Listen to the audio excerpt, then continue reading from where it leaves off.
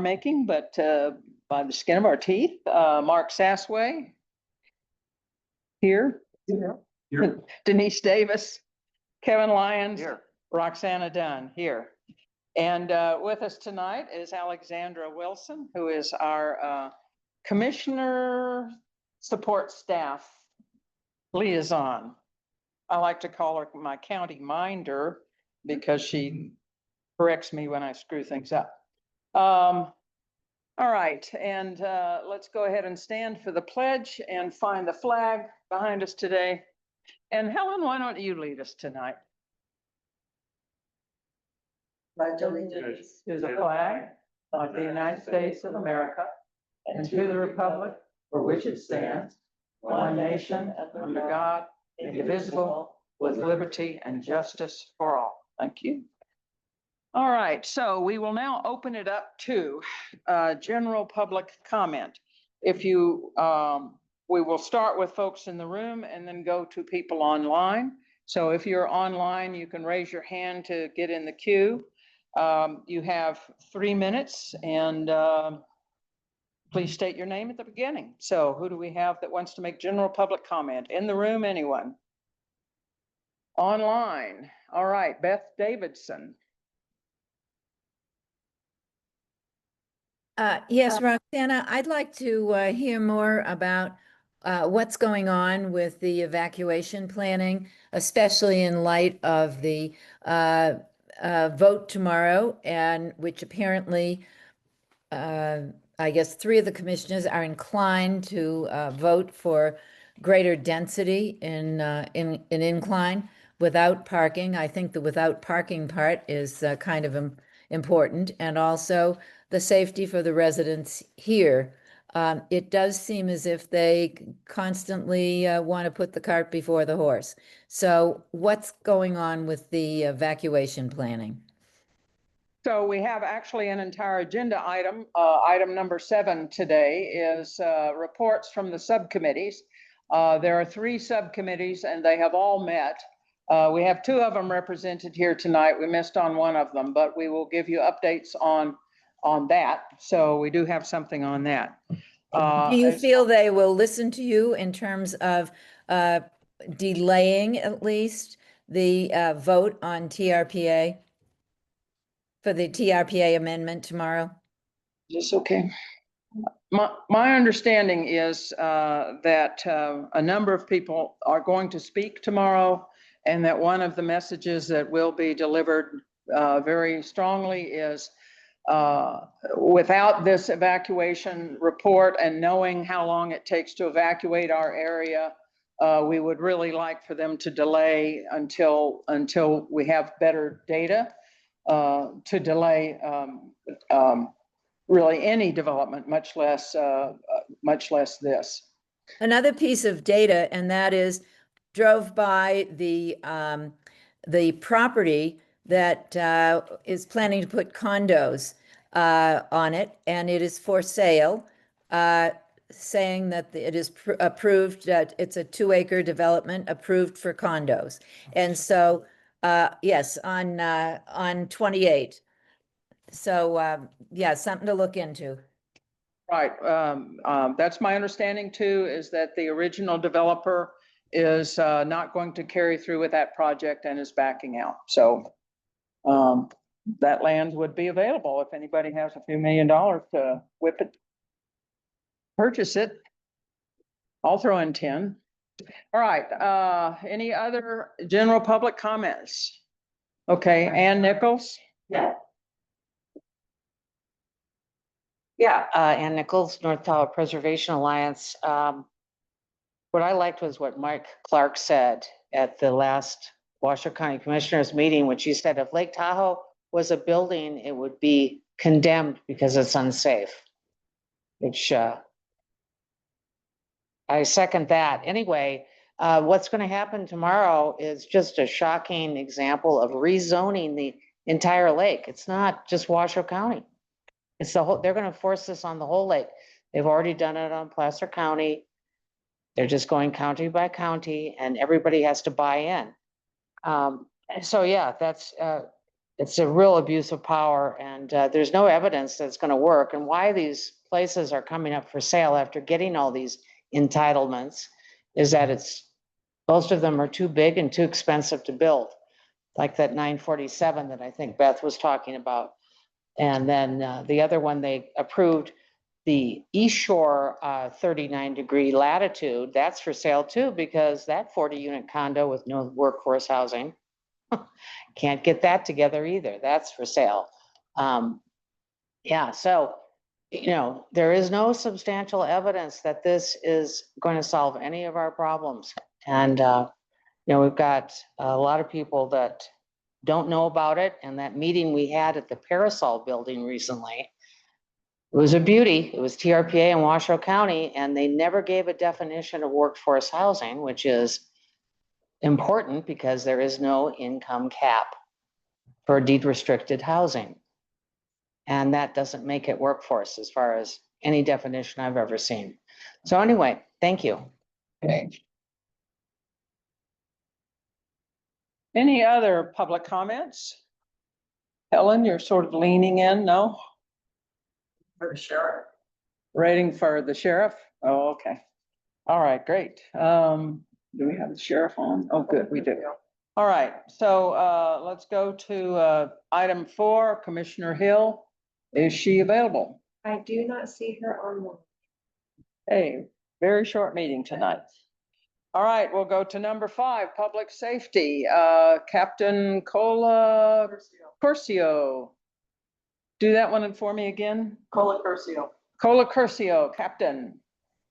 Hello, can you guys hear me? Yes. Captain Cole Curcio for the Washoe County Sheriff's Office this evening. How's everyone doing? Okay, it's raining. Yep.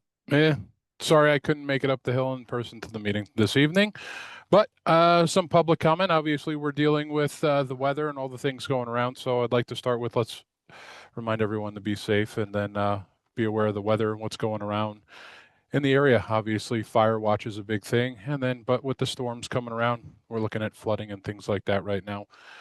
We could talk about the quarterly scorecard if you'd like, and go through that. And I'm sorry I couldn't be up there to provide a hard copy of what we have for the Incline Village, Crystal Bay area.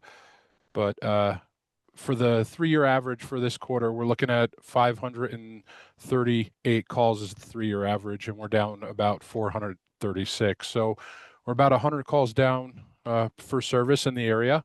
And then, but our initiated calls, which normally lead to traffic stops and public contacts, is actually up about 1,000. So enforcement in the area via traffic and conversations like that are up in the area for the quarter right now. One of the other things with school starting and the e-bikes, we've seen some kids riding e-bikes to school that are not really considered e-bikes and more or less e-motorcycles. And conversations with Washoe County School PD along with Washoe County Sheriff's Office. Those conversations and a email has been sent out through the parents through the Incline High School to notify the parents and everything about what kids can and can't drive and what is considered an e-bike and what is considered an actual motorcycle per Nevada revised statute. So a lot of that in the community has been going out and talking with that. Staffing in the substation is full. So we have myself, Lieutenant Aaron Tracy, 4 sergeants, 16 patrol deputies, 2 deputies as the resource officers in the high school, and then the 1 bailiff working for Judge Melissa. So those are the things that we have going on here in Incline, and those are the things that I can report on. And if anyone's got a question, I'd love to answer. Okay, we'll start with the cab, and I'm going to start with me this time because these are just clarifications. These kids who are riding bikes that you consider to be motorcycles, is this a class 3 e-bike or is it something between a class 3 e-bike and a motorcycle? Well, they're both, and that just depends on who we contact and what they are. So those Suron electric motorcycles, some of the kids have been riding the class 3 e-bikes, which are the higher power and travel a little faster than they should be. And then some of the kids have that e-dirt bike, which we've actually dealt with and had conversations with those individuals about them being legal or not legal, even for normal roadway use. Okay. And this message that went out, did it go to the high school, middle school, and elementary school, or who did it go to? I believe, well, it was sent out by, I'm actually looking to see who the exact sender was. It looks like it went out from, hold on, sorry. Wrong email. Incline High School. So it went out to Incline High School is who sent the whole email out. So it didn't go out. My guess is didn't go out to the middle school. It only went out to the high school. All right, so in response, I would highly recommend you get it to the middle school because there are a lot of kids in that age group that are riding e-bikes. There are a lot of parents in that age group who are thinking about getting their kids e-bikes. So rather than tell them after they've spent $4,000 on an e-bike that it's illegal, get it to them when the kids, excuse me, when the kids are a little earlier. And Lake Tahoe School also, thank you, yes. Lake Tahoe School needs to receive this, but I'm really happy to hear that you did that. I'm gonna go ahead and go down the line. Is your question about Lakeshore Boulevard by any chance? No. Okay, then I'm gonna come back to me in a little bit and ask you a question about Lakeshore. Kevin. Yeah, Kevin Lyons. Question is, what is the power or speed limit that you guys are using for the difference? Can you Yeah, for the Captain, e-bikes. so Like Captain Cole, because Yep.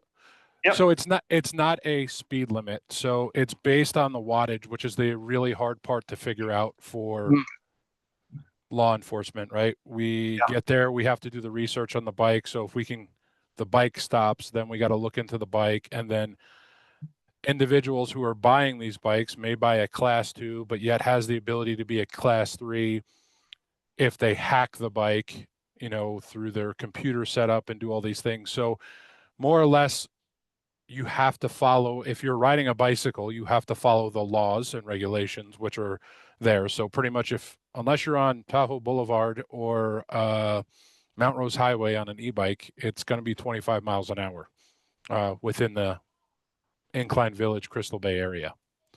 So you follow the speed limit, same as a car with those, hence why having those conversations with the underage individuals and reminding them that what you're actually riding is not considered a e-bicycle, it's considered a motorcycle, which then requires them to be a fully licensed, insured driver of a motorcycle. And that's why we're doing the information and putting that information out to the high schools. Yeah, thanks. Okay, interesting. Other board members? All right, I'll ask another question then. Roxana Dunn again. We were gonna have some interesting stuff done down on Lakeshore Boulevard this year for signs to keep bikes off of the footpath and not chevrons, what am I, the bike, yeah, they are kind of a chevron thing. The bike signs painted on the street. I don't do Lakeshore a lot, but the last time I went, I saw nothing, and it's August the 25th. So we kind of missed this year. Do you have any information on that? I know that's more of a county thing, but have they talked to you? Yeah, so Captain Kohler, for the record again, I have been involved in those conversations with Dave Solero and Commissioner Hill. They were working on getting those things together. Obviously, the funding and all that has been the conversation that they've had along with all that stuff. I know they had planned to try and get it done for this year, but I know the whole goal is to have those things done by next year for the start of the summer along that way. So I can't speak on their behalf, but I'm guessing time and money became, not there. So they ran out of ball. Either they ran out of one or the other is my guess. So, All right. So I won't hammer you because you're not the person in charge, but I felt like that was kind of a big promise to us this year and that has not been delivered. So it is disappointing. All right, we'll go to questions online then. No more board questions, right? Oh, one more in-room question. Oh, that's right, Helen.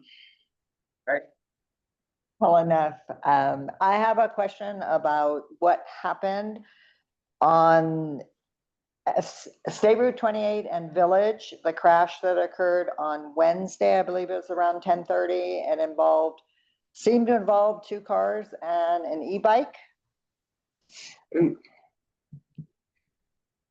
Hello? Well, I'm Captain Colacurcio for the record.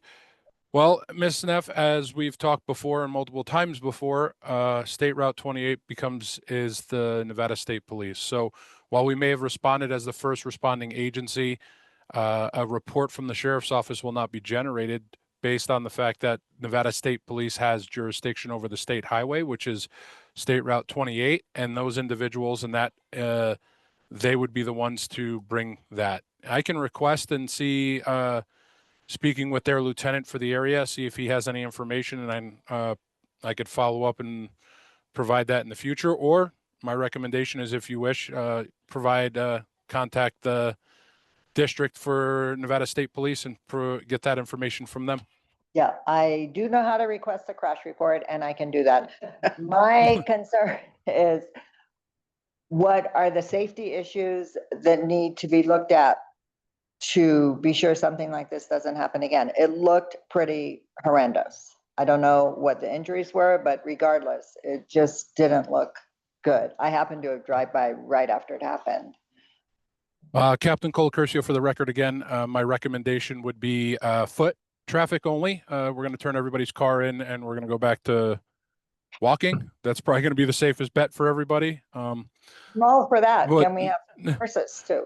Yes, but the education, and that's what we're starting hopefully with the high school, Ms. Neff, is that we're starting hopefully with the younger kids who probably are most likely the ones, my guess, that are not following the rules and the laws of the state, which would then put them at risk. We're hoping that the adults that are riding these e-bikes and bicycles and things of that sort understand the risks and things that they take on when they buy an e-bicycle, and that just because it is a bicycle doesn't mean you don't have to follow the rules of the road, and hopefully having a motor vehicle as a car or thing like that. I would really hope to hear that those individuals understand that pretty much riding a bicycle is no different than riding a motorcycle when you ride it on the roadway. Yeah, I mean, to be clear, I don't know if it was the fault of the e-bike rider. It's very confusing with the yellow flashing turns. It could have been something to do with the turn signal with the two cars. So I will just request a crash report and then probably report it community forum. Thank you. Great. You're welcome.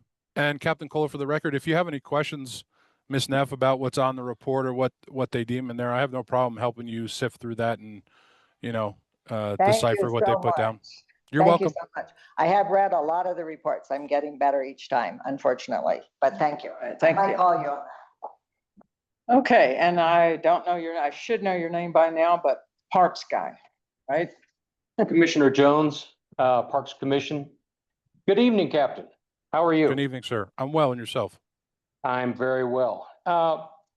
Couple of items. On the south side of Highway 28, there is a pedestrian path, and I believe there's at least 4 signs saying no bicycles allowed on that pedestrian path. I have had several occasions where I had to jump out of the way to get out of the way of some kids on e-bikes, where I think were e-bikes. Is there any way that we can do a little more enforcement or education, not only to the high school, but to the junior high school and the private school, Tahoe School? Yes, Captain Colacurcio, for the record, there's no problem with that. We can put information together and hopefully ask the principal over there at the middle school and Lake Tahoe School to provide that information to both parents and children for information purposes, hopefully on the education, so that everybody can enjoy our trails and areas in a safe way. Thank you. Have you updated Park Superintendent DRC and Trails Coordinator Christina Thayer on your progress? For what portion are you talking, Captain Colacursio, for the record again, sorry. For what portion? Are you asking about the progress on Well, just our there's- education? Not necessarily, would that be nice? But I informed them in writing earlier this month after the sergeant gave his report, and both the superintendent and the trails coordinator were not aware that you were patrolling on trails in Washoe County. Has there been an update on that? So, Captain Colacursio, for the record, the trails they speak of are Lakeshore Boulevard and Village Boulevard, which are considered and have been deemed trails by Washoe County. We don't normally do anything on the top. It's not the East Shore Trail. We stay pretty much in that area of Lakeshore Boulevard and Village Boulevard. Pretty much, I would say everything inside of the Tahoe Loop that includes those two trails. So that's where we're doing most of our enforcement on when we're getting out with e-bikes and such.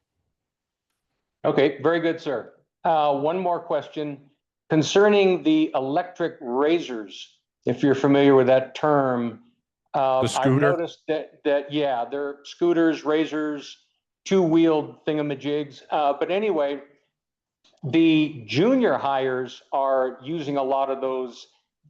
Is there any, I don't know what law you are enforcing, if you can enforce, but they are also on the trails and pedestrian paths that are clearly marked pedestrian paths. Is there any way that you can patrol them or something to that effect? Captain Colacursio, for the record. So you're asking, I'm guessing outside of Lakeshore and the Village area. Is that what you're asking for, sir? No, I'm talking about Southwood Boulevard, Village Boulevard, Incline Way, and along Tahoe Boulevard on the south side of the street. I don't know about the north side, but the south side of the street are no bicycles. But I've seen electric razors in kids that were quite literally using me as a pylon. If that makes any sense. I shouldn't laugh. Captain Colacursio, for the record. So obviously it's each individual case has to be looked at individually in which way they're heading and how they're using them. They don't qualify as a bicycle, so they don't qualify for the roadway to be operated on the roadway. Then we would have pedestrian and the roadway issues and things along that line of the law. The other issue is, it's an individual thing. So to be aware of it and to provide that information to the kids, it's something that I can provide down to the sergeants and the deputies and request more contacts through individuals riding those scooters and one wheels and things like that to make sure that the kids are being safe and that they're very aware of the pedestrians in the roadway or the walkway, excuse me. Very good. Thank you, sir. You're very welcome, sir. All right, thank you. All right, Ann Nichols? Real quick, Ann Nichols, I think you said that there were 1,000 more reports of traffic things than usual. Did I hear you wrong? Captain Colacursio, for the record. So 1,000 more initiated calls for service. So any personal contact, if you come to the substation and ask for a VIN inspection, to a traffic stop, to us contacting you just on the side of the roadway to say hello, everything we do is tracked through our calls for service. So we have 1,000 more calls for service in the past quarter. So broken up over 3 months, a little bit more than 330 plus per month is the average of contacts. So that doesn't. Yeah, what do you attribute that to? That could just be community policing is one of the things that I'm pushing very hard up here. And that's having the deputies be in contact with the community more and more and to be involved in the community. So when they're walking around or driving around or getting a cup of coffee, I'm expecting them and asking them to get out there and have those contacts and community conversations. So not only do we get to do this on a monthly basis, that I'm hoping that the deputies and sergeants are doing this on a daily basis to provide information to those questions you have and to the general public that can't make it to cabs or community forums. Thank you. You're very welcome. Roxana, I have a question. Yes, okay, Denise Davis. Pamela, I see you. We're coming back to you. Hello, Captain Cola. It's Denise Davis. On Saturday, for almost 2 hours, we had cars and motorcycles racing on the section of Highway 28 over by Tunnel Creek in the big straightaway. And I know State Route 28 is technically Nevada State Police, but if this happens again this next Saturday, do we call the non-emergency Washoe County number, or what should we do? Captain Cola, for the record, recommendation 775-785-9276. It's the non-emergency number for the Washoe County Sheriff's Office. Please call us first. We usually have individuals, obviously at least 2, if not 4 deputies working in the area that can respond to reckless driving, careless driving, those that are putting the general public at risk. And then we would not only take that call, we would forward that call to the Nevada State Police and advise them this is going on within your jurisdiction. While we can take enforcement in that area, we ultimately, if Nevada State Police can take care of it, we'll let them take care of it. If they are unable to, and we need to, we will take the enforcement to protect the community, to make sure nobody gets hurt. Great. Thank you. Would you repeat that number for us? Captain Colacurcio, for the record, it's 775-785-9276 or 785-WCSO. So Washoe County Sheriff's Office, for those on the old dial-up phone. There may be some here. All right, Pamela.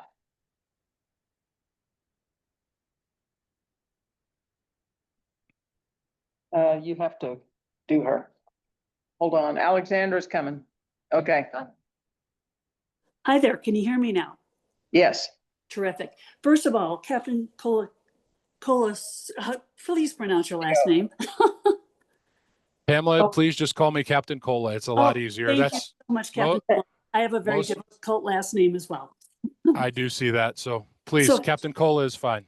Thank you, Captain Cola. First, thank you so much for participating in these meetings. We really appreciate you and all the work you're doing to get your team to be engaged with our community. I'd like to find out if it's possible to get a PDF or something of the report you just referred to in terms of your quarterly update and how that's broken down in terms of activity in our community. So we post, Captain Cole, for the record, if you go to washoesheriff.com, State of the Sheriff's Office is normally posted on the front page, which usually provides quarterly updates about all the information of crimes, calls for service, and everything of that sort. And that is all placed right on the washoesheriff.com on their front page. And I can bring, and I'm sorry, like I said, that I couldn't make it up today, but I can bring a hard copy and then provide, I don't know if I could submit it to the record or work with that during the event and provide that so it could be put in. But that's something we could work on. And thank you, Captain Cola. One other just follow-up question. I know there's a lot of communities within Washoe County, and we are just one of many. How would you say, based on your experience for context, how does Incline Village Crystal Bay stack up in terms of the number of community calls, concerns about e-bikes, traffic, and some of the other things that we deal with pretty routinely? Are we an outlier to Washoe County, or are we pretty much in line with what other communities are dealing with in their interactions with needing help from your team? Captain Cola, for the record. So as a whole in Washoe County Sheriff's Office, we break kind of just like the county commissioners, they're broken up into districts. Each district has its unique, I guess you would say, demographic for calls for service is the best way to put it. Certain areas have higher calls for service for certain things. Incline Village is one of those places that has a lower calls for service for crime. And then we have what I would consider the e-bike lower crimes, lower nuisance crimes that affect the community, no different than a violent crime, but they're considered a nuisance crime. So we're looking at those as e-bike calls, parking problems, noise complaints, things of those lines. The sheriff's office, even in Incline Village, we are way below average for calls for service for any of those crimes across the board. But it is well known that in Incline Village, e-bikes, parking, those are the number one complaints that we see coming out through the sheriff's office and through the community and back through the community. One of the things that the sheriff's office just put out, and if you don't have social media, I'm trying to find if it has been posted on our webpage, but I believe they're doing a community questionnaire forum right now, and I'm trying to find that for you through our press releases. And let me see if I have that for you.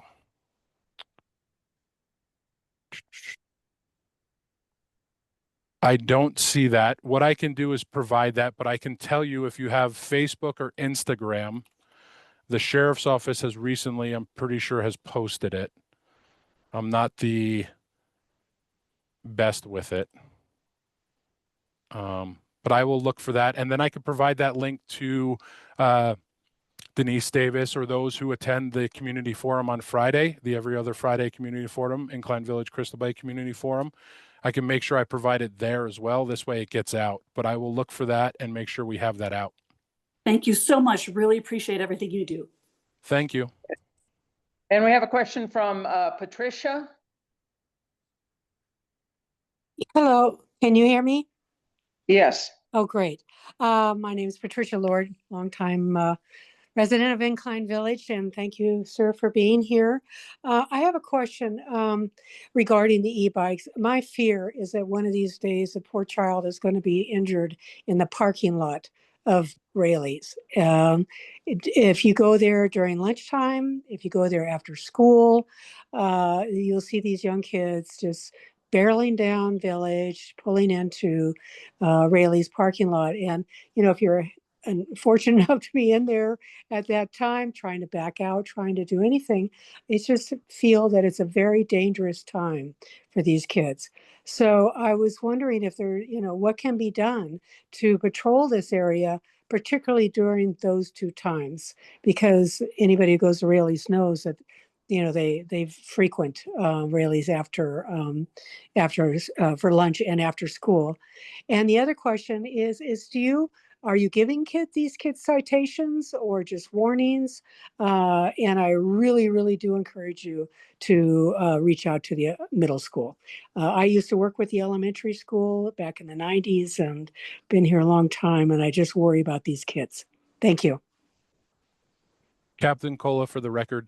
So the biggest issue we have is Raley's or any private property has a uniqueness to it. So for the fact of enforcement, right? If we were to see the individual riding that bike in an aggressive, careless manner on the roadway, then enters into Raley's, then we have the ability to make contact and do enforcement that way, and have those contacts and have those conversations.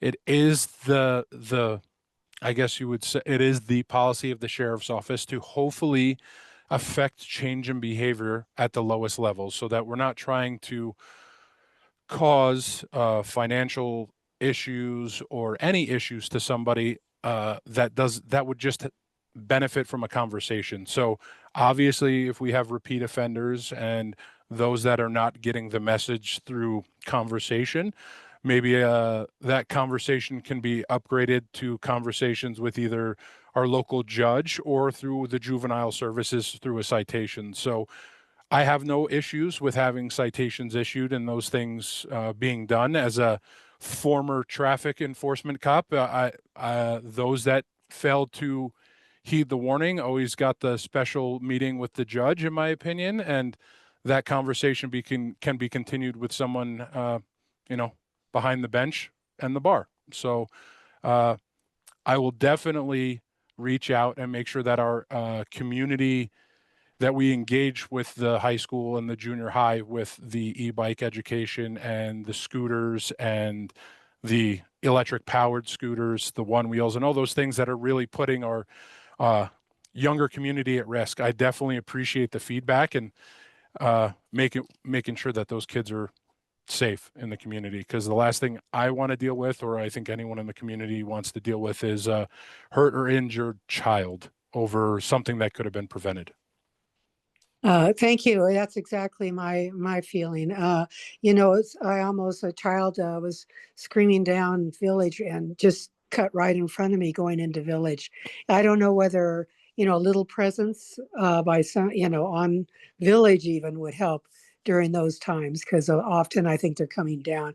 But my biggest thing is the worry about their safety. So. Anyway, thank you very much for your answer. And I agree regarding the citations, if you're able to talk with them and talk with the parents. Thank you. Thank you. Okay, I think we have finished all the questions. This is Roxana Dunn, and I would like to make a couple of comments here. We have a real infrastructure issue here in that if you push these kids off of the pathways, you put them onto the streets. So now you have prepubescent kids on sort of overpowered machines, which makes sense in an area with so many hills, so you can't fault them. But you're putting them out on the streets when they have not yet had any driver education or any of that kind of thing. We need more than the occasional email to the parents, though that is an excellent start. So I definitely applaud it because I think we have a whole generation of parents who have no experience with e-bikes. The kid's friend gets an e-bike. Okay, I'm getting my kid an e-bike too. And they put these kids out there without really knowing what it is. But until we have a better infrastructure for bicycles in general, this will continue to be a major issue. And at some point, it's going to be a tragedy. All right. Any other comments? I think we're ready to go. Thank you, Captain Colacurcio. I'm going to keep trying. And we really appreciate your participation here. And I liked the comment you made about engaging the community more. That can only help. So thank you. I believe Captain Colacurcio, and Yep. and I think the biggest thing that the community needs to remind themselves, and as much as the police can be a force and go out there and affect change, it all starts in the community. So if myself or my lieutenant or sergeant aren't attending these meetings, we're not knowing what the community truly wants or needs, and we're not hearing that. So my recommendation is, if you have an issue or you have something you want to speak about, please don't hesitate to reach out. Email. You can email through the washoesheriff.com, 311, any of those avenues that you wish. They all funnel back to us for community questions, concerns, and things like that, which allows us to adjust the way we're contacting the community and maybe making adjustments to how and what we're patrolling to make sure that, honestly, the community is getting what they want, and that's what we're here for. Thank you so much. Appreciate it. You're welcome. You guys have a wonderful day. Okay, thank you. Item number 6 was supposed to be our main speaker tonight from Sand Harbor. And we had a little hiccup, a big hiccup in the state system. So I'm going to let Alexandra read the message that we received this morning about why he had to cancel. All right, perfect. If I was better prepared, I would have had this pulled up already. Give me one moment here. I'll just add, we will try to get him rescheduled. I don't think we have anything scheduled for next month yet, which, you know, I hate that. So maybe we can turn it around and have him next month. Okay, sounds good. So this is a message from Tyler Kerper, who was supposed to be here to present regarding the Sand Harbor reservation system that has now been in play for a year, or just over a year. I believe his last update was last August. With that, he was unable to be here because of network failures that the state had. If you guys hadn't heard, they sent out a couple messages about it. But dear members of the Citizen Advisory Board, I regret that I am unable to attend tonight's meeting as originally planned due to unforeseen complications caused by the state office closure earlier today. However, I appreciate the opportunity to provide this formal update regarding Sand Harbor State Park day use reservation system and to address several of the topics scheduled for discussion. As many of you are aware, Sand Harbor implemented a trial period for day use reservations from August to October of last year. This pilot phase allowed staff to identify and resolve early operational challenges. Following a successful trial with no significant issues to delay further implementation, Sand Harbor officially introduced mandatory day use reservations for vehicle entry during peak months, April 15th through October 15th, effective daily from 8 a.m. to 10:30 a.m. Since implementation, we have observed a substantial decrease in early morning traffic congestion along Highway 28, particularly in the area surrounding the park. Residents commuting through this corridor during peak commuting hours are no longer subject to delays of up to 30 minutes due to entrance lines at Sand Harbor. That said, construction along Highway 28 continues to influence traffic patterns and has made it difficult to fully assess the long-term impact of the reservation system alone. Regarding the 10:30 a.m. traffic line, we hear our visitors and we share everyone's concern. Respectfully, we want to clarify that we do not permit visitors to wait for an extensive amount of time to enter the park, which was the case before the reservation system was implemented. Currently, we shift to a first come, first served model at 10:30 a.m. and on most days, the park reaches capacity within 45 minutes. Additionally, you may be aware that we are in the process of renewing the Sand Harbor Management Plan. A key element of this effort will be reconfiguring the park's entrance to minimize traffic buildup along the highway.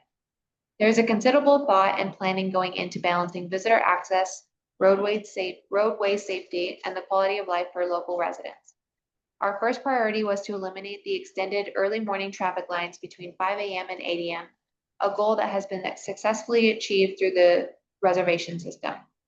Now our focus is on the 10:30 a.m. entry line, which largely exists because not all reservation holders arrive. If attendance were at 100%, we would not allow any additional entries after 10:30 a.m.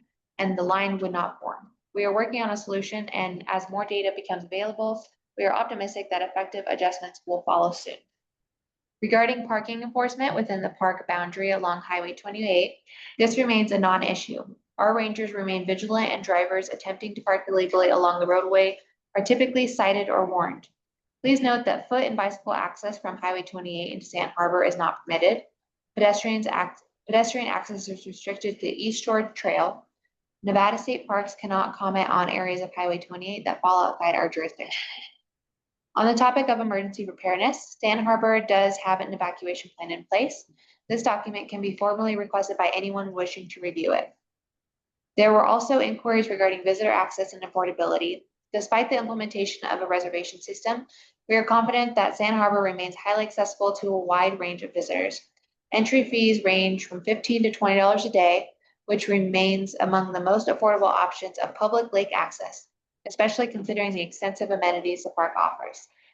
In addition to standard reservation access, visitors may enter the park in several other ways. First come, first serve entry daily, beginning daily at 10:30 a.m. based on availability. Free shuttle service from the East Shore Express. Access via watercraft from Lake Tahoe. 2 free admission days annually, the second Saturday in June and the last Saturday in September. And Library Park Pass program, which allows visitors to check out a free park entry pass from participating local libraries. These options ensure that Sand Harbor, like all Nevada state parks, remain accessible and inclusive for all. Lastly, we have received questions regarding potential abuse of the reservation system by short-term rental properties. At this time, we have found no evidence of misuse or manipulation of the system by Airbnbs or other rental operators. Thank you for your continued engagement and interest in the stewardship of Sand Harbor State Park, of this Sand Harbor State Park. Please do not hesitate to reach out if you have any further questions or to request additional information. Okay, very good. I actually talked with him on the phone when we thought he would be able to come, and he did an excellent job of addressing some of the points that I brought up. So, but I would still like to have him here so that everybody can ask questions and we can hear it at a slightly slower clip that we might be able to follow. So we will try to get him back in the next month or so. All right, and so and I'm gonna ask for that evacuation report. I'm sorry? Okay, Captain Colicurcio, see, I've got lots of practice here. Hi, can you guys hear me again? Yes, Captain Colicurcio. So I just sent the link over to you guys. I think it's just for the host and the panelists on this for the survey. So that survey is located on washoesheriff.com. Right on the front page under our search topics box, it says community survey. I would love you guys to take the time to click that box and complete that survey. It provides great feedback to us on what the community is looking for, not just in Incline, but everywhere else. okay, good for the people at home, hard on us here. Administrative, oh, You what don't- is, You don't have to have that whole link, ma'am. You can just do Yeah. washoesheriff.com. okay, That is the direct link so that if you are at home right now and you have the ability to click that, you can click that. It'll bring you right to the community survey page. okay, If you go to great. washoesheriff.com main page, it'll be right under, it says, how can we help you? Right under like our search topics box. There's 4 things listed out. Community survey is the third from the left. Click that one. It takes you right to that link that I posted in the page for you guys, or in the chat for you. And that's where the community survey is located. It is open until September 1st. So you guys have 5-6 days to knock that out, and would greatly love to have your feedback. All right, excellent. Thank you so much. I expect, well, I will definitely try to take a look at it, and I hope a number of other people will as well. All right, we are to item number 7, which is the EVAC subcommittee reports. So let me give you a little overview on this. A donor gave $185,000 to the county to help fund an evacuation report for this year. The current report is not adequate, and so we have been clamoring for this for some time. And so I do feel that some of the pressure that the CAB put on some of the county people has contributed to getting this project going. But more than that, somebody gave a lot of money, so that really kind of got it off to a good start. They have officially had the kickoff meeting in July, and then at that meeting, they asked us to sign up for one of 3 different subcommittees. And so we discussed this a little bit at our last meeting, but the 3 subcommittees are modeling, analysis, and public outreach. So as it turns out, Alexandra is the head on the public outreach committee. And I participated this last month in the modeling subcommittee. Unfortunately, we had an email miscue, and so we had 2 email miscues. So we did not have a person at the analysis meeting, and we missed, Alexandra was there, but Kevin didn't get the word, so he didn't make it to the public outreach meeting. But we're shoring that up and going to have backup, so that, because I think it's very important that we have somebody there every time. So I would like to give you an update on the modeling committee that met on August the 5th. Attendees were several reps from Washoe County Emergency Management, including Connor Smith, who is the committee chair, and Kelly Echeverria, who is the director of emergency management, was also there. There were reps from several fire departments: Reno, Sparks, South Valley, and then John James was the representative from North Lake Tahoe Fire Protection District. 4 our 5 cabs were represented. I didn't write them all down, but I think it is worth remembering that we are not the only location in Washoe County that would have evacuation issues. There are 2 or 3 other places that have similar challenges, in that they have a lot of homes coming down on one street. And so this is a county-wide effort. The purpose of the meeting was to draft a request for proposal, RFP, if you're familiar with that acronym. And they're looking for 2 different kinds of software. One would be software that does fire spread modeling. So given wind conditions, et cetera, where is the fire headed? And the second one is one that would do evacuation modeling. So how many cars on a street? And this is where we would get our estimate of how long it takes to evacuate the area. If we can get a vendor that can do both, that would be preferable because that would be nicely coordinated.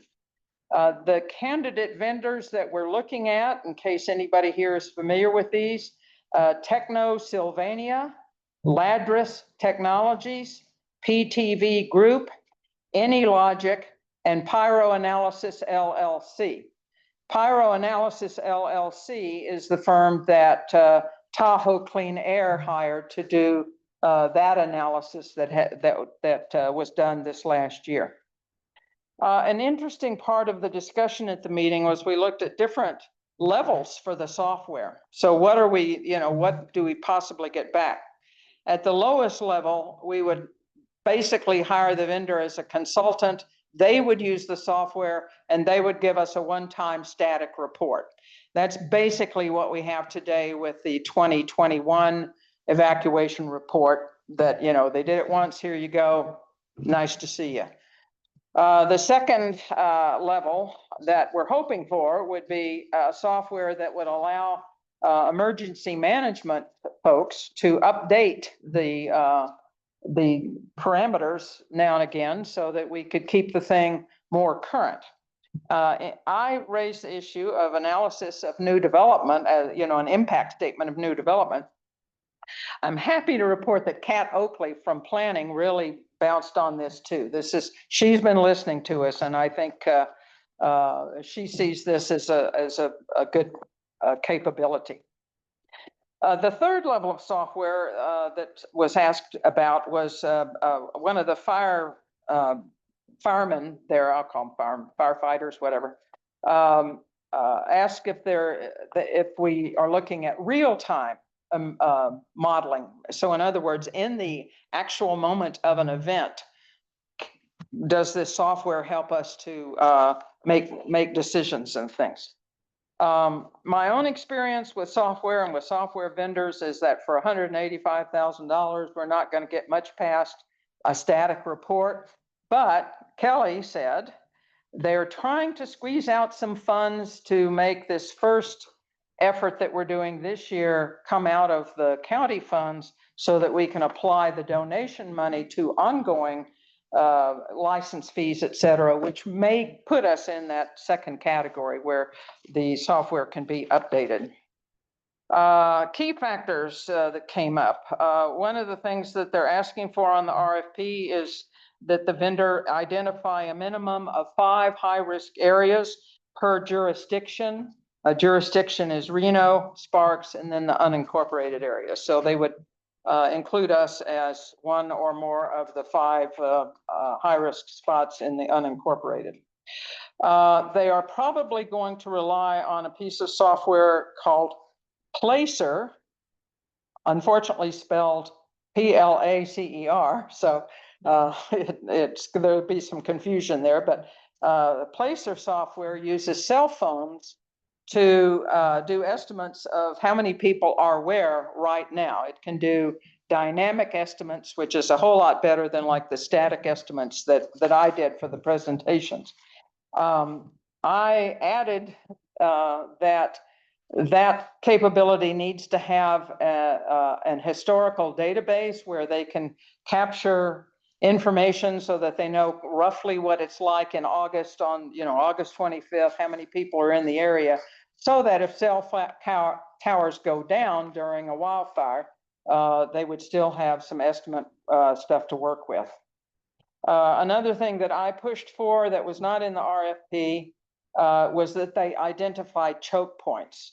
Now, you've all heard Doug Flaherty ask for a street-by-street analysis, and that's been kind of turned away by the county, but they do use the term choke points. So I just latched on to their terminology in hopes that they'll do it. I really think that you can't do much of a choke point analysis without having done some street-by-street analysis. So I think that will probably cover it. So that was the meeting where we gave our inputs on August 7th. Then Connor sent out the draft RFP and I submitted my edits on August the 12th. So that's that committee is underway. I don't know when the next meeting is or what our purpose will be. So as I said, we missed the analysis meeting, and so I'm going to turn it over to Alexandra for a report on the public outreach. Sure. Do you want me to go stand up there or do you want me to do it? If you can be heard, you could stand here. You can just sit here. Okay, I just didn't know if the people online. Yeah, I'm you a can- nameless. Well, that's true. You're Facebook not person. visible. Actually, I'm not visible. Hey, folks. Fine.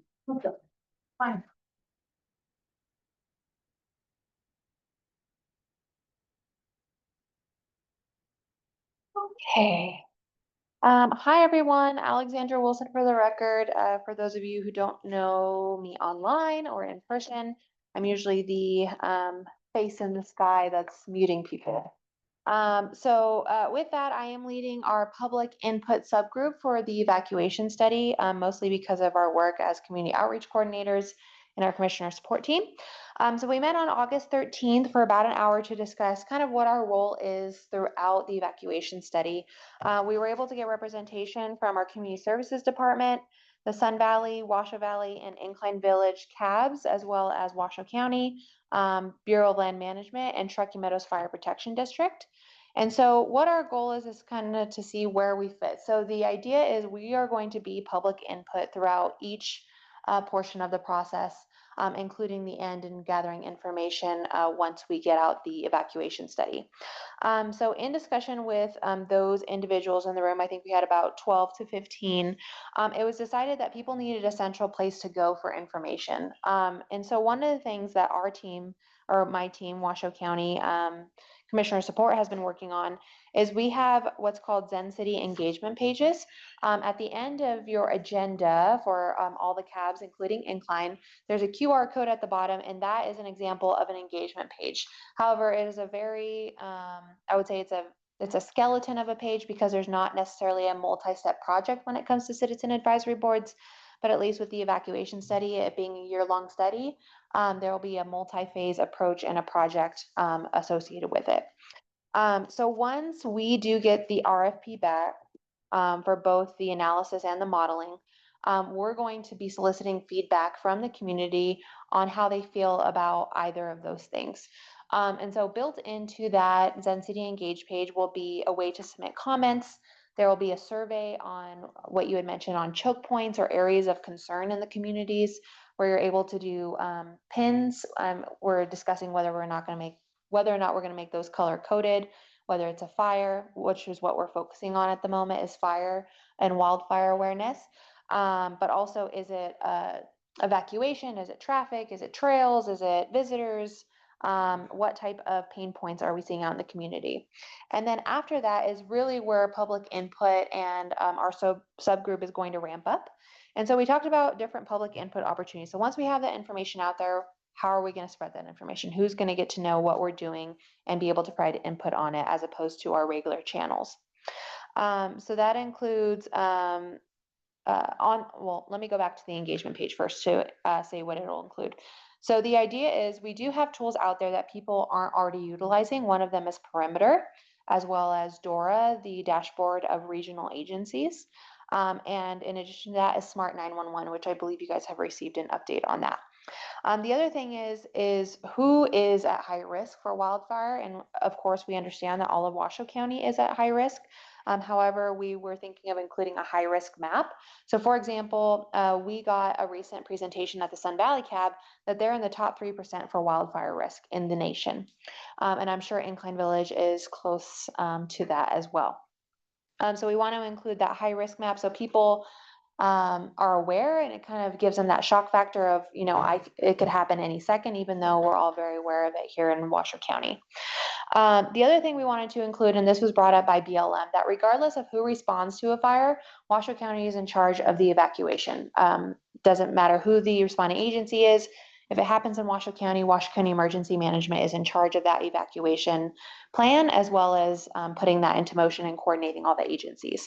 So we're going to include that on our engagement page. Again, a one central place for people to go with all the information. We'll have links, we'll have videos, instructions, information, just everything in regards to the evacuation study and additional materials and links.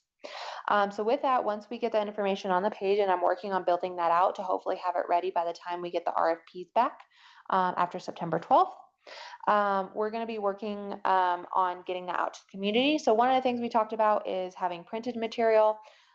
We know that we already have trifolds and information designed by emergency management. And there was a discussion of getting those out via a mailer. The concern with mailers is it does cost a lot of money to do postage. So when we did our mailers for the cabs, it cost us $39,000 just in postage. The printing of the mailers didn't cost us very much. It was like $2,000 to $3,000. But with that, we also run into things like renters, Airbnbs, people who aren't living in the home at the time. And so that was presented, but we'll work with our GIS on who's really affected by that. Maybe we're just targeting those high risk areas based on the map that we receive, because those are the most affected and should be the most aware. The other thing that we're going to be working on is getting it into some publications. So we talked about individuals that don't go online. So potentially in some of our senior spectrum magazines, the library quarterly booklet that they have for events. I think that would be a good place to have it since we are here in one of our libraries, and that is a great way to spread information. We also talked about making sure that our printed materials are in multiple languages, or if there was a way to make it so that people could scan it and have it translated into the language of their preference. We talked about partnering with places like churches, HOAs, doing a presentation roadshow on the evacuation study, and then transmitting it through individual Facebook pages. I believe Incline Village has their own Facebook page that we are a part of. But if not, we can contact those administrators and make sure it gets it out there. We also talked about once we share it on things like our typical avenues like social media, is working with our partners like NDOT, RTC, and BLM to get the message out there further, because they have different audiences, all of which are very interested in wildfire. We also talked about things potentially even larger like RTC buses and stops, as well as pitches to media, PSAs for billboards. Some of our billboard companies are kind enough to do free advertising if it's a public service announcement. We are actually utilizing that for an earthquake preparedness one that we're doing, and then hopefully we can do that also for the evacuation study. Whether it's giving input or just driving people to that page to get the information, we'll talk about that further. And we also talked about Living with Fire, just because they already have a co-op of partners in the area, both in Lake Tahoe and in the Valley, and tapping into those individuals and that group to get additional feedback. So with that, like I said, we will be kicking off and really ramping up after those RFPs come back, so we know where we better fit in the process, getting feedback throughout the entire phase of the evacuation study. And then that Zen City Engage page will live on past the evacuation study so people can be aware and get the information. But that is the update that I have. Okay. Any questions? Yes, I should have asked for questions after mine as well. So we'll take questions to either one of us. I do have a question to you, Alexandra. You said the RFP's back by 9/12. Back from what? Would they have gone to the vendors? I believe so, and it says until the RFPs come in after September 12th. I believe September 12th is the deadline for them to come back. For the vendors to I reply? believe so. Okay, that's moving on at a nice If clip I'm then. incorrect, I will let you know, Okay, and I'll correct I next think month. that's right. Okay, yeah, you mentioned $39,000 for mailing something. What was that? It was $39,000 for postage for postcards to be sent out to the community. We did that for the citizen advisory boards when we were initially kicking them back off in 2021. We sent them, I believe it was to 80,000 people. It was unincorporated Washoe County. What was that? They had the dates. They had the dates, they had the calendar for the year, and they were great, but the problem was, you guys will be interested to know, it's kind of an interesting story, but we sent out a lot of them, and some people were getting 4, some people got none, some were getting mixed up in the mail. There was some controversy with the US Postal Service, as you guys are well aware up here. But what the funniest part is, actually, we just got a mailer back that we had sent back in 2021. It got returned to us last week. So yeah, so that's it's just shown not to be very reliable, although people do prefer the print, and I understand that. And so we'll definitely be tapping into our citizen advisory boards on what that looks like, whether it's updates at the CAB, whether it's tabling. You know, there's all kinds of avenues where we can reach 1 to 2 people or more at a time, and if at least we get one more person knowing about it, I think that's successful. So, except I just forgot it, but I did have another question. I'll come back to you when it comes to me. Well, I have a suggestion for you. Okay. Okay, we have this new meeting room available at Rayleigh's. Oh. And if you guys would host a little drop-in session, like on a Friday when people are at Rayleigh's getting their groceries, or Monday is also a big day of it. Monday is the number.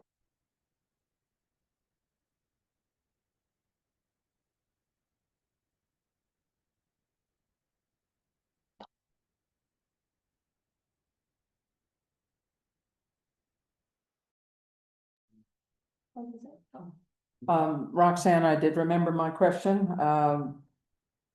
Does your public outreach include the step of providing, training to the community on how to react during an evacuation situation?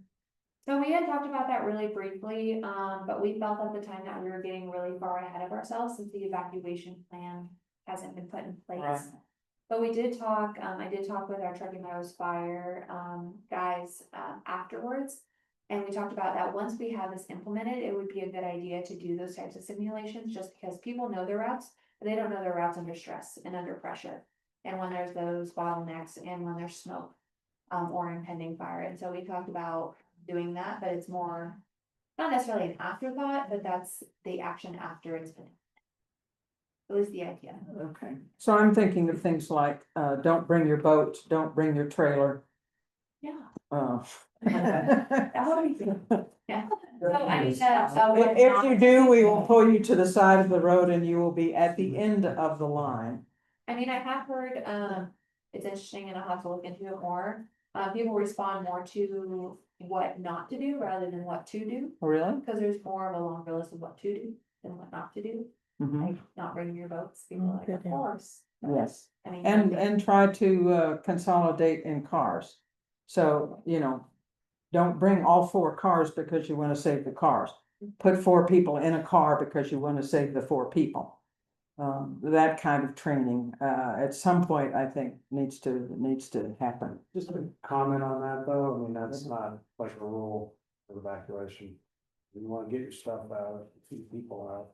It could take multiple cars, you could throw stuff in a boat, you can do a lot of things.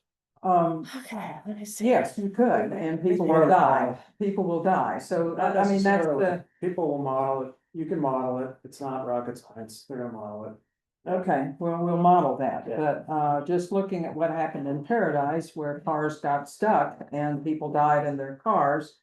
And knowing our road situation here, my feeling is, you know, we do need to encourage people to consolidate and explain to them why you can't save everything in your house by taking 4 cars. Because 3 of you might die, you know, I mean, that's a little extreme, but. Yeah, it's a little extreme. Um, We're gonna model it. Let's stick with the feeling. or somebody, Nice feeling with 3 somebodies might die, I mean, just. You know, if we get into a serious evacuation situation here with a fast wildfire. We cannot get every car out and we cannot get every person out and we're gonna have to. You know, people are gonna have to be trained ahead of time because they're gonna do wrong things. But that's part of the model. And also. A good model, I should say. Yes. Not the one that was done previously. Right. Yeah. And train people to unlock their garage doors before the power goes out. I think 2 women in Paradise died because they couldn't get their cars out. So just, you know, that's the kind of training I'm talking about, that in a real emergency, people need to understand this. Yeah, that's just. Great. Yeah, feedback or question? Any other questions? Yes, Ann Nichols. Yeah. Honestly, I think that's okay. Yeah, Ann Nichols, North Talbot Preservation Alliance. Thanks, Roxana, for all your critical thinking about this. Really wonderful. Anyway. What we really need is we need data we can count on, that everybody agrees on. This is what's missing, like, everybody uses data, you know, like TRPA, the county, according to their own needs. And what they're trying to get at the time. We need to know how many, okay, we gotta look at the growth factor in surrounding communities, like Reno and Carson. Because the more they grow in the foothills, the more they grow, the more people wanna come up here when it's 110 degrees. And so we gotta get the data right, and we gotta start with that, and we have to all agree. I don't know if you've noticed, but the traffic on 431 in the last few years, I've lived here 55 years, it's incredible. You know, and let's do a traffic study on that and get that in the model. And anyway, also a report just came out from the Visitors and Convention Bureau in Reno, and it shows growth, okay? Yeah. So let's look at that and include that in our thinking. Great, thank you. Helen Neff? Oh, what happened Yeah, to we're her? working through some technical difficulties. Everything went to sleep. Can they So we're hear trying to us? wake it back up. Yes, they Okay. can hear us, but I believe it's from my microphone, so. Okay. Village resident. I don't know, I'm not sure if this is part of what you're doing, but my concern, my big concern. When the Davis fire was happening and we were at some risk, is that visitors continued to flock into the basin. And road construction continued. Not in Nevada, they pulled it in Nevada, but it continued in California if we had to evacuate truth of speech. And so is this part of what you would do to say that we would have at certain points? Visitors are not allowed. I mean, I remember COVID and they said all short-term rentals had to shut down. I mean, if they can do it at COVID, they can do it at a certain point if there's a fire risk. You know, no new people can come into the basin. If you're at a hotel or a short-term rental, leave now because you're hopefully not gonna have boats or whatever, maybe you will. But is that something that would be covered, or tell me if I'm out of it? Yeah, well, that's, Okay, that's built into, like when you're in an actual evacuation situation, like an evacuated area, then it's one way out. yeah, but I'm talking about before, to reduce the number of people that need to get out. Stop the people from coming in before the But evacuation order is fixed. so that's kind of the definition of the evacuation, or whether it's like Okay. evacuate or Okay, my be point ready to is- evacuate. I think my point is there has to be a pre-order. Road Yes. construction is stopped and people are not allowed it. So I remember I was in Hong Kong in the 1990s, I can't remember what year, there was a typhoon warning. They had level 1, level 2, level 3, level 4. Then level 8. I don't know why there was nothing between 4 and 8. Right. And there were signs in our hotel, because this was before electronics, telling us what each level was. And what our responsibilities, big whiteboards in the lobby. So that as visitors, we knew what level was happening and what we could do and could not do. And when it got to 4, we were not allowed to leave our hotel. So just that type of information, which of course could be electronic now, but some kind of level series. Roxana Dunn, in response, one of the things I brought up at the modeling committee meeting, that is my latest, campaign, I'll call it, is we need a more refined, alert system with more stages. Right now we have the Smoky Bear signs, okay? But Smoky Bear can say it's extreme for the entire month of August, so that's really not something that says there's fire danger. Fires are, of course, terribly unpredictable. But I'm kind of keying off of something that the NV Energy woman told us at our last meeting. She was saying they have certain fire indicating factors or something that they will start shutting down things if if it's getting too dangerous. There's got to be some series of parameters that can be applied that tell us that that we're in danger. And the county does not alert us unless we get to evacuation, which of course in our case is really too late. We got no information during the Davis fire. I brought this up at the meeting. We got no information during the Davis fire because we were not in the evacuation zone. But the fire came dangerously close to topping the summit and coming over into Diamond Peak. And so people should have been leaving. And my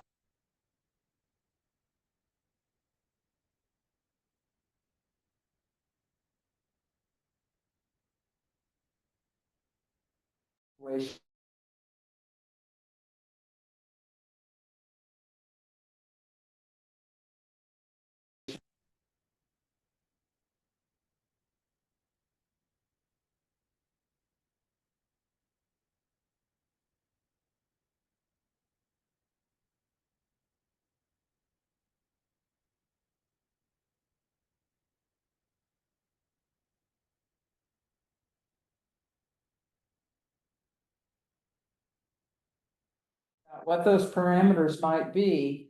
I would, I'd love to see something where we have better early warning. So just to clarify on that, actually. So, Yeah. Okay, so did you? Kevin leave- Lyons. Yeah, Kevin Lyons, probably, thank you. Did you leave during that? Did I what? Did you leave during that fire? I did not, Okay. and I kind of wish I had. Well, you could have, yeah, so they have evacuation order. Okay, Right. so for the Davis fire, when the place is on the north hill there. Arrow Creek and so on, evacuation order, that's, you gotta get out, right? And there's a lead time on that, obviously, they don't just do it like when it's too late. And then there's an evacuation warning. And so that's for the area, like depending on what happens, whether the wind goes this way or the wind goes this way, or if there is wind, right, then there's a setup view also, and then outside of that is. Right, I mean, I'm Right, yeah, so- familiar with perimeter. So that's red basically it, yep, Is Right. evacuation, yellow is warning. is the warning. My point is our situation in the Tahoe Basin is different. We are not gonna be able to get out if there are an unreasonable number of people here who don't need to be here the day before or 2 days before. For example, Sand Harbor should shut down. Yes. All parking along 28 all the way to Spooner should be forbidden. Yeah. All road construction should be pulled, because there are gonna be people who are not gonna evacuate until they are given the order. And then it will work most efficiently if we can get out as quickly as possible without hindrances of people being here who don't need to be here. So, And I would probably leave during the warning, maybe before the warning, I was watching that fire coming over the hill. But there are people who are not. Right. yeah, And everyone's life is precious regardless of how crazy they think, how prepared they are or not, they still have a right to live.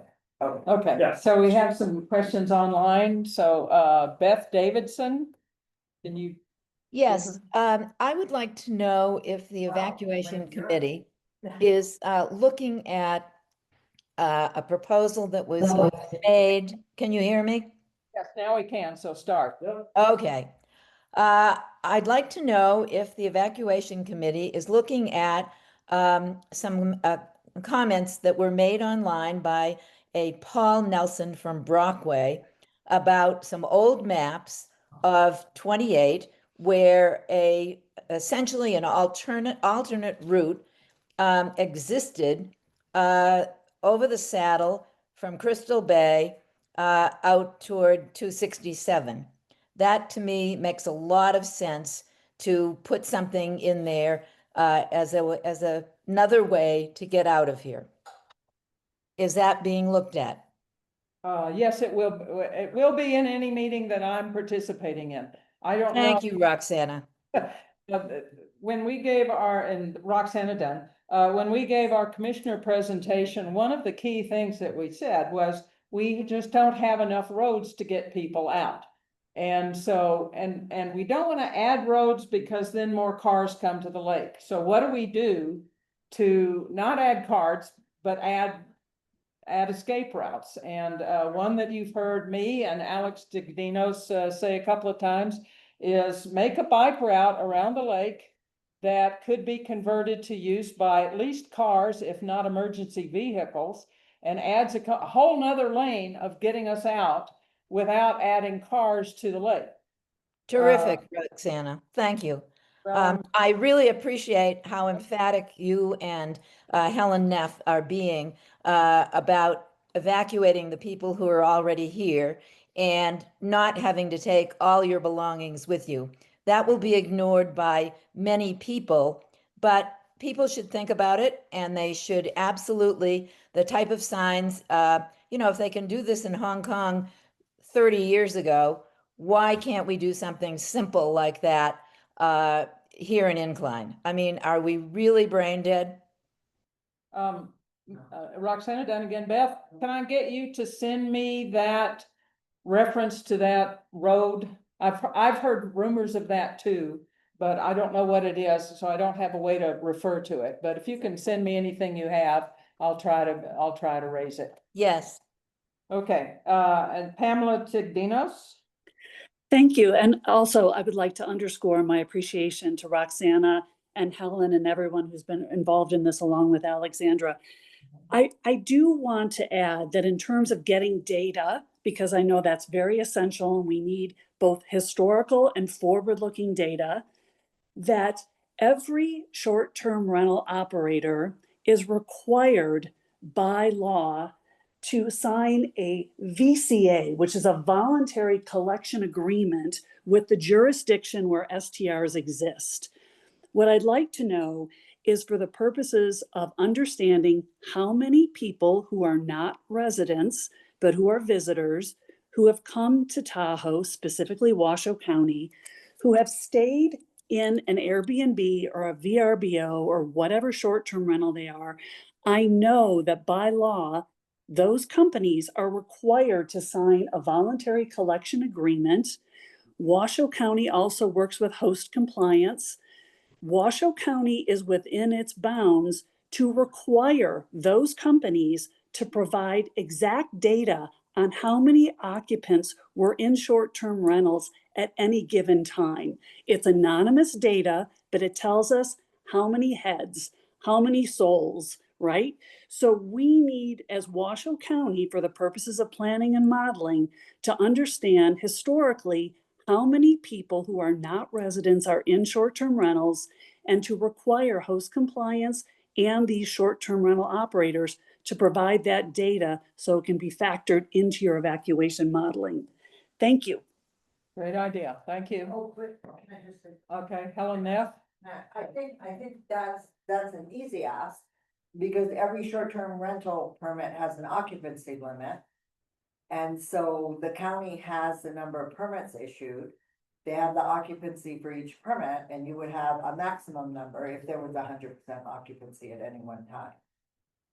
Okay, Roxana Dunn. I actually, when I was doing the modeling for the commissioner presentation, this was a really tough one to come up with. Somewhere in some meeting that was pretty old, actually, they said there's an average of 5.2 occupants per STR, which was more than my estimate had been. I was thinking maybe 2.5. I don't know where they got that data, but I think this idea of the VCA and getting more accurate, certainly when I'm hoping I'll still be involved when we get the vendors, and that we can, I can talk with them about the kinds of people that we have here that have to be tracked down. Wait, but I was. It's a little unique, I did yeah. this for my HOA. Uh-huh. So every Washoe County permit has a maximum occupancy. It includes infants. Right. You cannot exceed that number. So every permit is on file with the short-term rental department of the planning department in Washoe County. So can't imagine that hard to add up the Right. maximum, and Except- then you would get a true maximum number. Well, that would be a maximum number. So what we want is kind of the real Aren't you number. looking at the worst scenario? No, It's August, I You think want, it's gonna be so pretty never bad. mind, yeah, so the data that's gonna be most useful is you want the actual maximum number, you want to know the peak. And some of the best data you can get from that is basically the wastewater flows. So it Yes. gives data. Are the Wastewater flows. Yeah. So if you wanna know how many people are actually, the sewer water data. So that's data you wanna get from IVCB. You also have the placer data, which is cell phone data, and you can Right. correlate that to overall population based on different times of year. It's Yeah. highly seasonal up here, and so you really do want us to know peak time, peak month, and that's how you're gonna. Roxana Dunn, that was, the wastewater is a good way to go because it also tells us second homes that are not being used by STRs, how many months of the year or days of the year, whatever, are those occupied by roughly how many people? So that is one of the things that's, in the hopper. It's a good point, Helena. Yeah. In our HOA, we have a number of units that rent 30 days or more, and they do not require a permit. So that's another Yeah, that would issue. be- Another reason you, Yeah. oh, you care about total number. Yeah. So lots of great ideas. I hope we'll stay engaged throughout this whole process. I'll try to keep you as up to date as I can. I will call you for inputs. When I was doing the RFP, looking at that, I asked Doug to send me his RFP that he used so that I could see some of the things that he included, because I know, these people, we've got really smart people around here who can really help, and I want to get as many engaged as possible. I think we're done with this topic. Let's move on to board minutes. Oh, no, neighborhood hub, sorry. Number 8. Well, since this computer does not want to display anyways. Okay, while we're not doing that, or while we're waiting for that, we don't have our minutes, we did not get them in time, so we will not be approving them. So we'll be skipping number 9, so back to number 8. Do you need more time? I should have it up here right now. Okay. Let me just share it on the screen so the people online can go ahead and see it as well.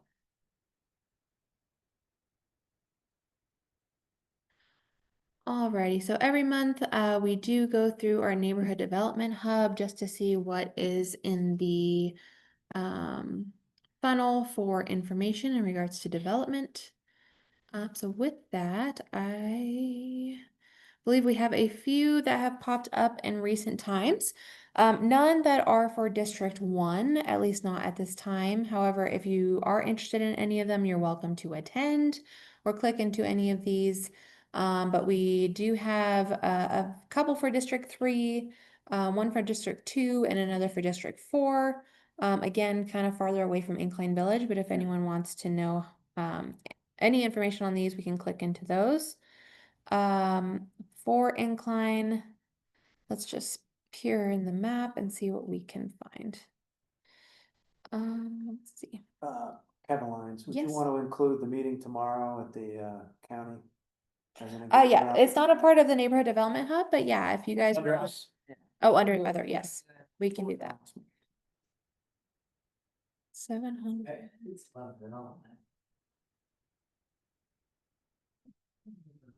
So these are, all these things that are little red dots Mhm. are developments that are in the process of getting permits and that sort of thing? Yes. Yeah, they're neighborhood yeah. meetings, that are. About development, that's. That what are I asked. corresponding to a development, yes. Whether that's a special use permit, zoning, Okay. that type of thing. And are you able to sign up and say, send me everything, send me a notice on all District 1s? Absolutely. So at the bottom of this page, you can put your email address here and sign up for any of the districts. There's also the all neighborhood meetings and subscribe. Granted, again, you will get all the meetings for all the areas, even if you're not interested in them, because we can't funnel by interest. But if you're like me, I like to know kind of what's going on throughout the entire community. So that is a great resource. But nothing for Incline at this moment. Okay, great. All right, we are to board announcements, number 10. And so I guess several of us probably want to pitch in on this, but tomorrow the Board of County Commissioners will be meeting at the commission, what do you call that? Chambers, thank you. In Reno, that meeting starts at 10 o'clock, is that correct? And on the agenda is the second reading, I believe, which is the first vote. Correct, on the Tahoe area plan amendments. First and only vote. First and only vote. This is The only vote. This is it. Okay. 1 o'clock. It will be on at 1 o'clock? Are we sure? Well, it says that on the agenda. Okay. This is part-time certain. Yeah. Says not can before you 1 check- o'clock. Okay, we're checking it right now because I want to make sure. Make sure that- that's right. Okay, if you want to make comments, you can either go to Reno and make comments in the chambers. And I know a number of people are doing that. Or you can come here to the library. You can also make comments from here, which is a great service that they've started providing the last year or so. Or you can just sit and attend. And anybody who's listening to this and can get this broadcast out, I would love to see this room with a lot of people in it. Hopefully not all of them speaking, but, just show a lot of community interest. Lacking a newspaper, it's hard to inform people. And I know Ann and a couple of others have been involved in getting petitions signed and have been standing on street corners and talking to people, and everybody that we talk to is surprised. We're trying to, make sure that people are informed. Anything else we want to say about that meeting tomorrow? If you're making comments, you have to keep them to 3 minutes. Yes, Helen. I'm just, if want to make comment, can we come at 1? Because I thought we had to be here at 10 to fill out a comment card. Oh, good question. Do we have to do that, or Glad could you're we here. just come at 1 and fill out the comment card? And be able to comment? I believe, it would be better to come at 10 and fill out a comment card. And then leave and come back. Yes, you don't have to be here to watch the meeting. Or if you want to provide comment on the item as well, then I would advise to come at 1. But I'm not entirely sure how that works if there's an item to comment on. Okay, so still come before 10 to fill out the card, so they have the card and then Yes. come back. Mhm. Okay, thank you. Good clarification. The item is time certain, at or after 1 p.m. All right. Did everybody hear that? The item is time certain. I guess that's a promise. Well, not At or after. At or after Or after 1 1 p.m. And it's Okay. item number 16. So the bus will not leave before 1 o'clock. Okay, good. Really important for our community. There's been a lot of public outreach about the TAP. I think the county has tried very hard, but it's just hard to get people who are less engaged, informed about these things. So pass it around. All right, other board announcements. Yes, Okay, just a reminder that the Fire Adapted Communities Program is hosting an Incline Community Meeting on Wednesday, August 27th, starting at 3:30 at the Tahoe Community Foundation, formerly known as Parasol. And it says, are you part of a current FAC, Fire Adapted Community, or Firewise neighborhood in Incline? Do you want to learn more about becoming one? Or do you want to connect with other local leaders and residents hoping to be more wildfire prepared? Then this event is for you. And it's put on by Firewise USA. So What was it? Wednesday, 3:30, Parasol Building. And a reminder that this month we have 5 Fridays, so we have an extra Friday off from the community forum. So we will see you the first Friday of September, which is the 5th. Let me ask a question. I'm gonna direct it to Denise, but if anybody knows, I've noticed on Upper Tyner, there have been a couple of banner signs that say, we're having There is a the fire. principal space area and that kind of stuff. Is that coming through this group, this Firewise group? I know that we do have some FAC neighborhoods. I don't know exactly where all the ones in Incline are located, but I do know we have a few in Incline. Yeah, Kevin Lyons, I live in that neighborhood, and so it's actually one of the neighbors that's hosting it at their house. Okay.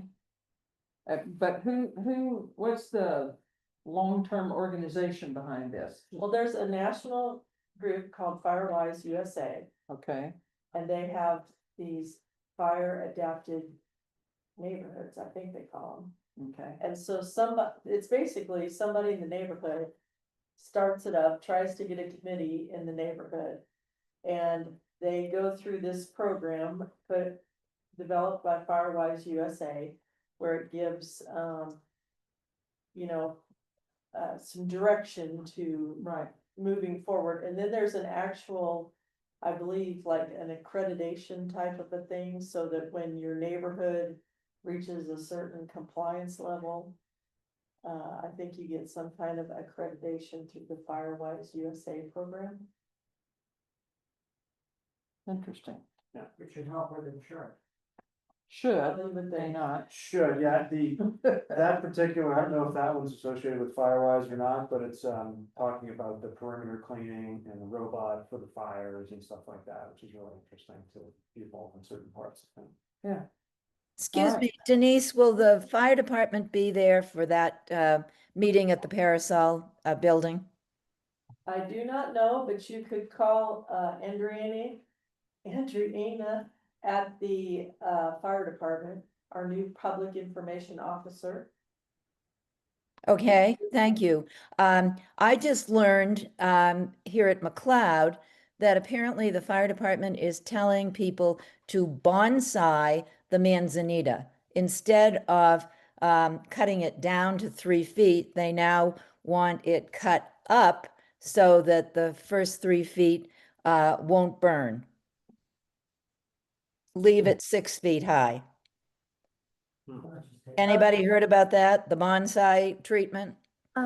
At this time, it is for board member comments. Yes. Questions. So we are getting a little off of our protocol. And I'll just say that if you have questions, you can always send an email to Chief Summers at rsummers, SOMMERS at NLTFPB.net or .org. It's not gov, it's either net or org, and I Yeah. can't remember off the top of my head. Okay. And